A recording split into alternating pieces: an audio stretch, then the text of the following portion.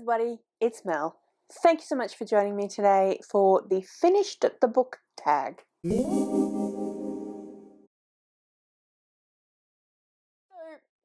you probably haven't noticed or care, but yes, I am batch filming today, and normally I try to pretend and change, but I can't be bothered today. So this is what you get.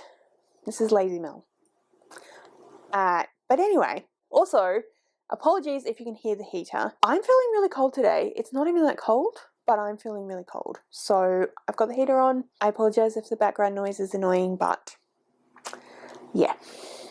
Anyway, today we are doing the Finish the Book tag. So this is a tag that is all about what you do when you finish a book. I was tagged by the lovely Victoria from What Victoria Read, so thank you very much, Victoria. And the book was originally created by Micah Cummins. I will link his channel in the description below, and obviously Victoria as well. So there are only 8 questions, so probably shouldn't take us too long, but let's dive on in it and see how we go.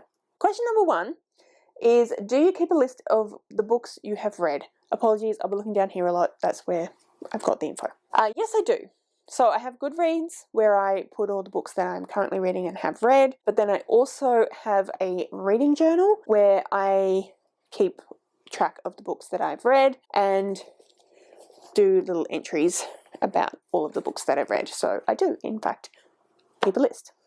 Question number 2, what stats do you record? So again, in my little journal, I have a page in this year's journal, which is stats, yearly stats. I have actually 2 pages of the things I want to kind of keep a track of. So how many books I read each month and how many pages, different information about different books that I want to keep track of. So for example, is there LGBTQIA+ rep in the book at all? Was the book written by a BIPOC or Black, Indigenous, person of colour author?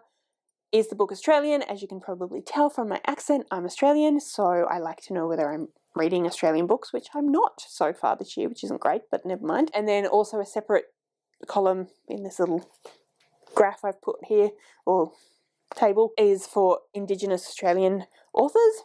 Translated books is something else I want to kind of try and keep track of, and whether it was inspired from something outside of European history and myth and etc, etc.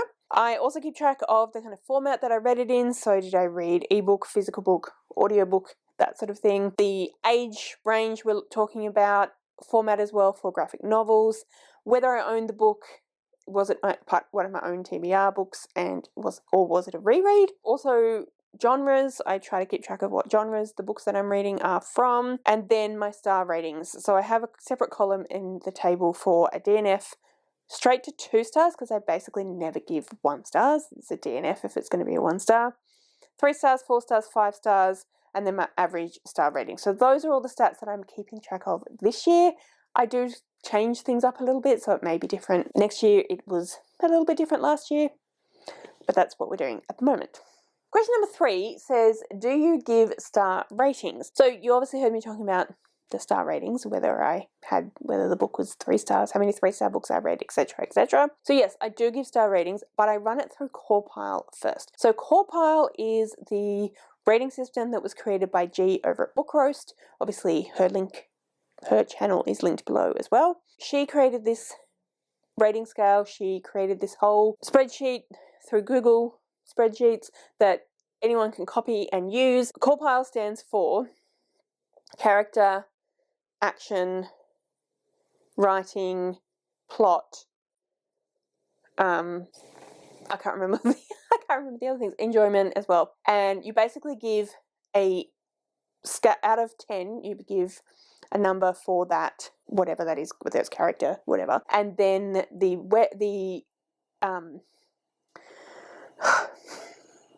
spreadsheet, apologies, then the spreadsheet figures it out for you and gives you a rating out of 10 for the book, but then also gives you a star rating as well. So amazing. I'm so impressed. Thank you so much, G. But yeah, so I run it through CorePile first, and then I get my star rating from there. Question number 4, do you review books? Yes, on this channel. I feel like I know I should write on Goodreads reviews, but I tend not to. I tend to just give the star rating. Probably not ideal, but It's just kind of what happens, what I do. But yes, I review them on this channel, usually not individual reviews though, usually in my monthly wrap-ups. Sometimes I might have a vlog specifically where I go in a bit more depth about books, but usually they're themed around something that isn't just the book itself. So it might be like romance or something like that. In fact, I did do a reading popular romance vlog, which I will link below. So I will go into depth about some books, but never. I think I've got like maybe 2 or 3 actual reviews just of a book on this channel. But yeah, anyway. In monthly wrap-ups, mostly I will review the books that I've been reading. Question number 5. Where do you put your finished books? It depends on the book. Mostly I put them on, so I currently have a TBR shelf bookcase. Mostly I will put them onto the read books shelves, and like once I finish they'll go on there. Periodically throughout the year I will do some kind of unhaul. So if it's a book that I realize I'm probably not going to reread, then I usually will then decide that I'll unhaul it, in which case I'll, depending on the book, I'll take it to a secondhand bookstore, because there's one specific one where I can get credit, or I'll put it in a free little library, or I might take it to a school if it's a middle grade, or take it up to a primary school and see if they want it for their library. But yeah, it usually goes straight onto the finished shelf, but whether it stays there is a different question, of course. Next question is, how do you pick your next book? There's a few different ways. So first of all, you probably know that I have my TBR game. I actually have 2 TBR games, and this year I am playing them in alternative months, so I will use the TBR game to pick. But I also am a bit of a mood reader, so I tend to also pick books by whatever mood I'm in. But then also, at the moment I'm currently hosting 2 different read-alongs, and the information for both of those are linked below as well. So they are the David trilogy read-along and the Hitchhikers Guide to the Galaxy series read-along. So if I'm doing something like that, a read-along or a part of a book club or a readathon where have specific prompts I want to fulfill or what have you, then that will help me pick the books as well. So it really depends on all of those things. So it's a mixture. Question number 7, do you have any rituals when you have finished the book? Not really. I know some people will straight away go to Goodreads and put in their review. Some people will straight away go to their journal and write it up. But yeah, not really, no. I do usually tell my partner I finished the book, but just as like I finished my book, not as any particular, like, this is important, once I finish the book I have to tell Rowan. Just more that's usually what I do. It's just kind of a habit, but it's not a ritual per se. Yeah, no, not really. I don't think so, no. And then the final question is, who do you tag? So I have decided that I am going to tag a few booktubers, but if you are not one of the specific people that I tag and you want to do the tag, obviously you should go ahead and do the tag. Maybe just mention that you saw it on my channel. And if you are one of the people that I do specifically mention, and you've already done the tag or you're not interested, obviously ignore it. I am going to tag Bethany from Beautifully Bookish Bethany.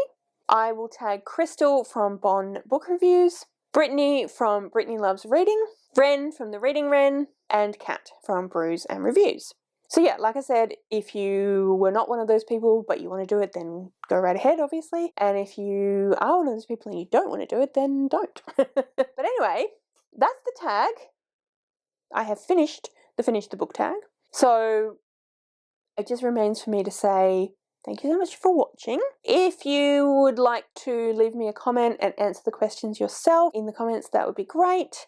Or leave any thoughts that you have, really. If you'd like to leave me a comment but you don't know what, then leave me the shrugging emoji.